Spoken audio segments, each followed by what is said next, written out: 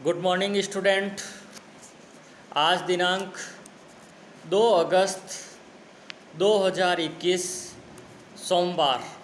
दोस्तों, पिछली क्लास के अंतर्गत हमने पाठ्यक्रम के प्रकारों के अंदर दो प्रकार के पाठ्यक्रम के संदर्भ में विस्तृत अध्ययन किया था। बाल केंद्रित पाठ्यक्रम क्या होता है, उसकी क्या विशेषताएं हैं और साथ ही साथ उस पाठ्यक्रम के अंदर क्या दोष है। दूसरा पाठ्यक्रम हमने पढ़ा था विषय केंद्रित पाठ्यक्रम। विषय केंद्रित पाठ्यक्रम क्या होता है, उसकी क्या विशेषता है, उसके संदर्भ में विस्तार से अध्ययन किया था। दोस्तों, शिक्षण के कार्य को आगे बढ़ाते हुए आज की इस क्लास के अंतर्गत पाठ्यक्रम का अगला जो प्रकार है, तीसरा प्रकार है अनुभव केंद्रित पाठ्यक्रम। इसके संदर्भ में हम जानेंगे कि अनुभव एक्सपीरियंस सेंटर्ड करिकुलम। अनुभव केंद्रित पाठ्यक्रम का तात्पर्य उस पाठ्यक्रम से है जिसमें मानव जाति के समस्त अनुभवों को सम्मिलित किया जाता है। इस प्रकार के पाठ्यक्रम पर एक सुप्रसिद्ध शिक्षाशास्त्री हुए हैं जिनका नाम है टीपी नन।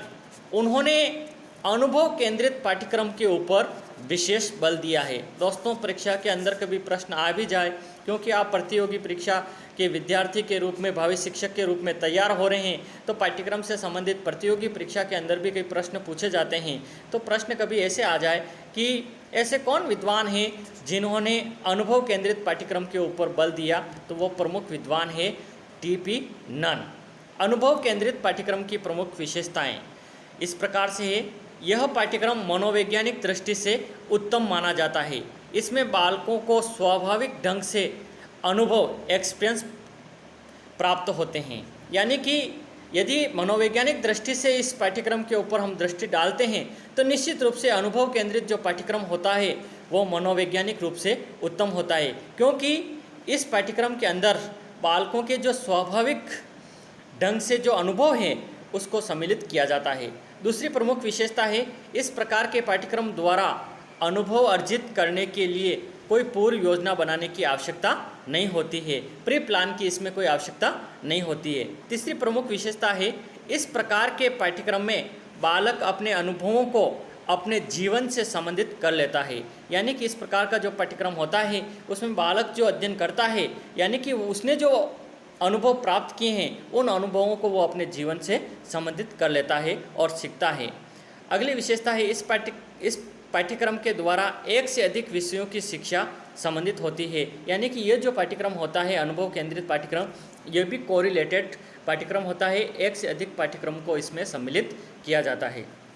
अगली विशेषता है, यह पाठ्यक्रम बालकों को सृजनात्मक अभिव्यक्ति के अवसर प्रदान करता है। यानी कि इस प्रकार का जो पाठ्यक्रम बालक पढ़ता है, क्योंकि एक्सपीरियंस को इसके अंदर प्राथमिकता दी जाती है और हम जानते हैं कि जहाँ पर अनुभव को प्राथमिकता दी जाएगी निश्चित रूप से उसके अंदर बालकों के अंदर एक क्रिएटिव एक्सपीरियंस का विकास होगा, बालकों के अंदर सृजनात्मकता की भावना का विकास होगा। दोस्तों, इस पाठ्यक्रम की इतनी विशेषताएं होते हुए भी कुछ अनुभव केंद्रित पाठ्यक्रम की कुछ सीमाएं भी है, लिमिटेशन भी है, जिसको हम समझने का प्रयास करेंगे।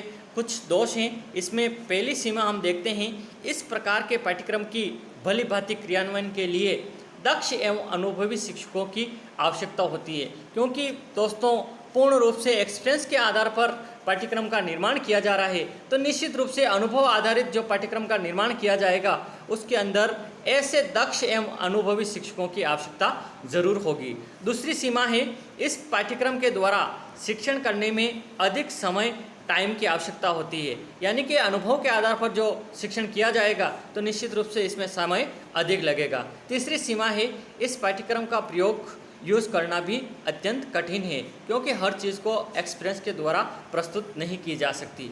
चौथी विशेष सीमा है इसकी, इस प्रकार के पाठ्यक्रम द्वारा बालकों को प्रदान की जाने वाली शिक्षा तथा उसकी परीक्षा का मूल्यांकन कठिन होता है, क्योंकि एक्सपीरियंस एक मन की अनुभूति होती है, तो उसका ठीक ढंग से इवैल्यूएशन करना भी एक कठिन कार्य होता है। अगली सीमा है, यह पाठ्यक्रम एक विशेष शैक्षिक व्यवस्था एजुकेशनल सिस्टम की मांग करता है, जो कि हमारे देश में संभव नहीं है। तो इस प्रकार से इसकी कुछ सीमाएं थी।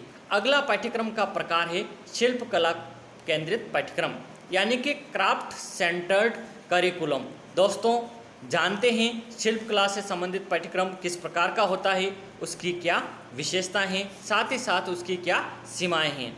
शिल्प कला केंद्रित पाठ्यक्रम के अंतर्गत किसी शिल्प एवं क्राफ्ट को केंद्रीय विषय मानकर अन्य विषयों की शिक्षा प्रदान की जाती है। यानी कि इस प्रकार के जो पाठ्यक्रम के अंदर किसी शिल्प एवं क्राफ्ट को एक केंद्रीय विषय मान करके अन्य विषयों की शिक्षा प्रदान की जाती है।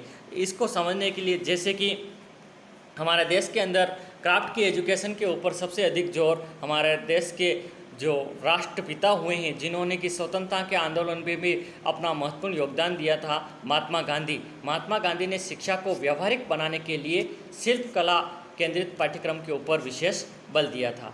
अब दोस्तों हम जानते हैं कि शिल्प कला केंद्रित पाठ्यक्रम की क्या विशेषता होती है।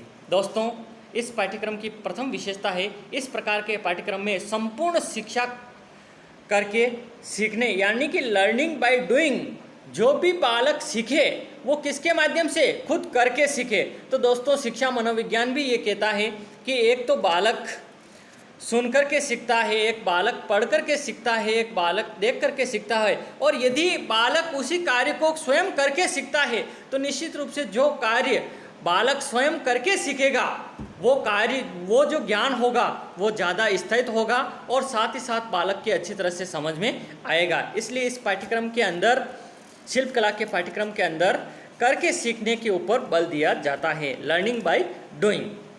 दूसरी विशेषता है, इस प्रकार का पाठ्यक्रम बालकों के व्यक्तित्व यानी कि पर्सनैलिटी के विभिन्न पक्षों के विकास में सहायक होता है। शिल्प कला से संबंधित जो पाठ्यक्रम होता है बालक के व्यक्तित्व के विकास में विभिन्न प्रकार का जो विकास है उसके ऊपर महत्वपूर्ण सहायक के रूप में तैयार होता है। तीसरी विशेषता, इस प्रकार का पाठ्यक्रम बालकों को भविष्य में आर्थिक रूप से आत्मनिर्भर यानी कि सेल्फ सपोर्टिंग बनाने में सहायक होता है, क्योंकि शिक्षा के साथ साथ यदि बालक ने क्राफ्ट से संबंधित कोई ज्ञान अर्जित कर लिया है, कोई कार्य सीख लिया है, इसके अंदर बालक कार्य को सीखता है, तो निश्चित रूप से भविष्य के अंदर जब वो तैयार होगा और जीविकोपार्जन की जब उसके सामने कार्य आएगा तो निश्चित रूप से आसानी से जो कार्य उसने सीख रखा है उसको कार्य को वो करके अपने जीवन को आसानी से वो चला सकता है, अपने जीविकोपार्जन अच्छी तरह से कर सकता है, यानी कि बालक सेल्फ रूप से तैयार हो जाता है। अगली इसकी पाठ्यक्रम की विशेषता है, इस पाठ्यक्रम के अध्ययन द्वारा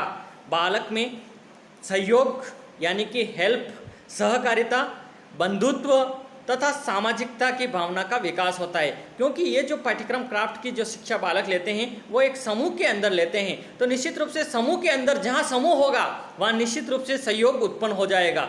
जहाँ समूह होगा वहाँ सहकारिता का मूल अर्थ होता है मिलजुल करके कार्य करना, यानी कि मिलजुल करके कब कार्य करेंगे, जब कोई समूह होगा, ग्रुप होगा। इसलिए इस पाठ्यक्रम के अंदर सहयोग, सहकारिता एवं बंधुत्व से हमारा तात्पर्य भाईचारे के साथ में एवं सामाजिकता की भावना का विकास आसानी से हो जाता है। अगली विशेषता है, इस पाठ्यक्रम के अनुसार शिक्षा प्राप्त करने से छात्रों के मन में श्रम के प्रति आदर, रेस्पेक्ट फॉर लेबर, यानी कि क्राफ्ट के माध्यम से बालक शिक्षा प्राप्त करेगा तो निश्चित रूप से बालक श्रम के महत्व को समझने का प्रयास करेगा, और जब बालक श्रम के महत्व से समझ जाएगा, श्रम के महत्व को वो जान लेगा, तो निश्चित रूप से श्रम के प्रति उसके मन के अंदर आदर की भावना विकसित होगी। तो दोस्तों इस प्रकार से शिल्प कला के पाठ्यक्रम की कुछ विशेषताएं थी।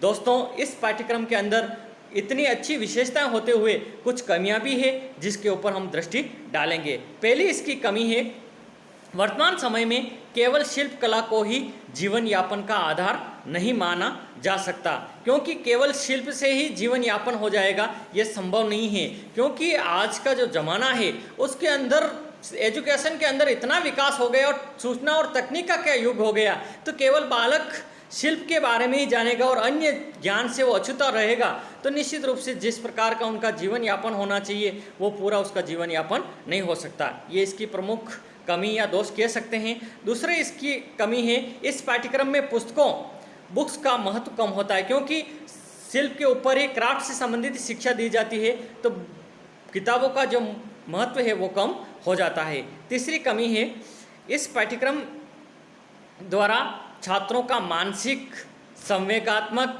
एवं चारित्रिक विकास नहीं हो पाता, क्योंकि केवल उसको क्राफ्ट की शिक्षा दी जाती है। तो निश्चित रूप से ये जो ज्ञान है, संवेगात्मक हो या मानसिक या चारित्रिक, वो कुछ कम हो जाता है, दब जाता है। अगली इसकी सीमा है, इस पाठ्यक्रम में छात्र उद्योग धंधों के ऊपर अधिक बल देते हैं। परिणाम स्वरूप उसका ज्ञान, जो नॉलेज है, वो पूर्ण रूप से अधूरा होता है। केवल इंडस्ट्रीज ज्ञान तक ही बालक सीमित हो जाता है। और दोस्तों, हम जानते हैं कि शिक्षा के द्वारा बालक के सर्वांगीण विकास की बात की जाती है।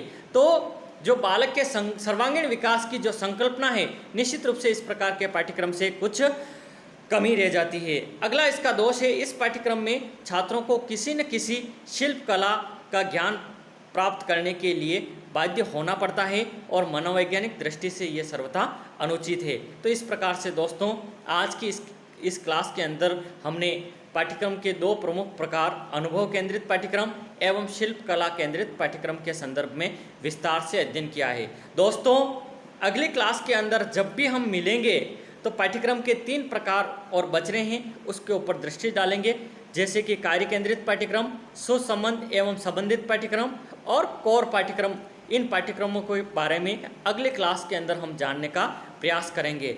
आज की क्लास के अंदर इतना ही दोस्तों। जय हिंद, जय भारत।